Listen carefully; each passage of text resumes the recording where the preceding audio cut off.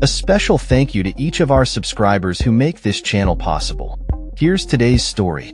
In a groundbreaking turn of events, Bolivia's presidential election has set the stage for a runoff for the first time in nearly 2 decades, signaling a dramatic shift in the nation's political landscape. The leftist Movimiento al Socialismo, MAS, which has held power since 2005, now faces a formidable challenge from 2 right-wing candidates, center-right Senator Rodrigo Paz Pereira and former President Jorge Tudo Quiroga. As the country grapples with its worst economic crisis in decades, the election results reflect a profound discontent among the electorate. With over 92% of ballots counted, Paz Pereira emerged as the frontrunner, securing 32.1% of the votes, while Quiroga followed closely with 26.9%.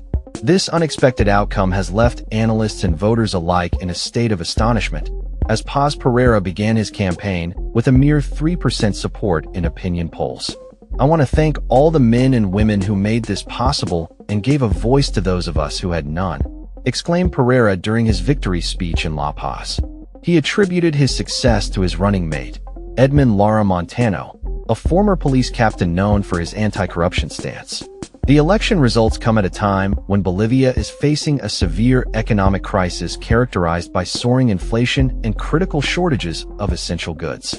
President Luis Arce, who chose not to seek re-election, endorsed his interior minister, Eduardo del Castillo, who garnered only 3.15% of the vote.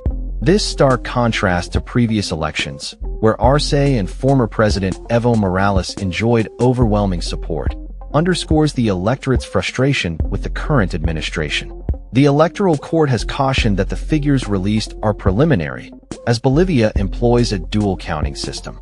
The official results are expected to be announced within 7 days. As neither candidate achieved the necessary majority for an outright win, a runoff will be held on October 19th, where the economic crisis is anticipated to dominate the campaign narrative. The election has also seen a significant number of null and void ballots, amounting to 19.1%, far exceeding the historical average. This phenomenon has been attributed to Morales, who urged his supporters to express their dissent against the electoral process. Businessman Samuel Doria Medina, who had been leading in the polls, finished third with 19.89% and has pledged his support to Paz Pereira in the upcoming runoff.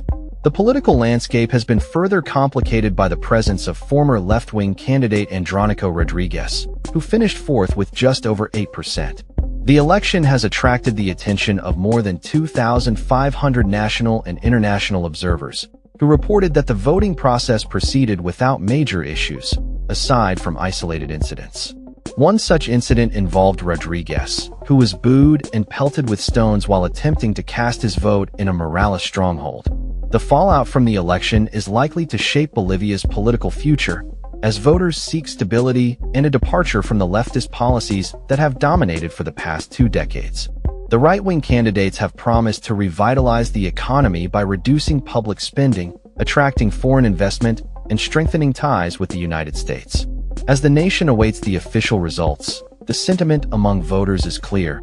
They are ready for change and hopeful for a better tomorrow. That's all for this story. We upload videos every day covering many different subjects, so hit that subscribe button to stay informed.